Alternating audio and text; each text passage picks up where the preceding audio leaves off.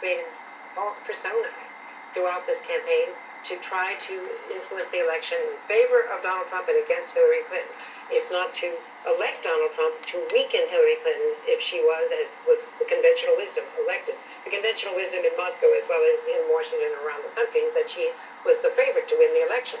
So that this was a prudent plot by his military intelligence and operated through the Internet Research Agency in St. Petersburg, very cleverly through social media, and also to influence the hacking that was done, and very systematically and strategically dumped by WikiLeaks at key moments, right at the beginning of the Democratic National Convention, right 45 minutes, the Podesta emails, 45 minutes after Access Hollywood tape, 2 or 3 days before the final debate. So that is what is going to be outlined. Can we briefly talk about the elephant in the room? That is his performance as a witness. He was halting at times. He had trouble following the line of questioning. And remember, this is an individual we've built up as 10 feet tall.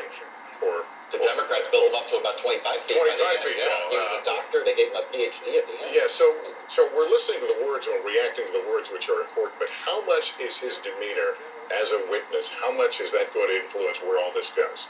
I think a lot. I think a great deal, because he didn't push back effectively against the Republicans' false statements in many cases, and he seemed to contradict some of the Democratic assertions, which were simply repeating his own report. He didn't seem to own his own report. What's it, Neil? I mean, you talked about some of these points that Democrats scored, and to a certain extent, yes, they were able to create a record. For example, Jerry Nadler, chairman, right at the top, saying, does this report exonerate? And he says no. So it creates a record. Like if you were litigating this case, you'd be happy to have that in your transcript. But in terms of the political question, and the reason why they said it's not just enough to have the report, we have to have Robert Mueller in the flesh, making this, breathing life into this report and giving a compelling narrative, then this issue that Lester raises of performance does seem salient. Yeah, but there's a way in which it can cut the other way too. So as a litigator, sometimes you actually want to have a reluctant, halting witness because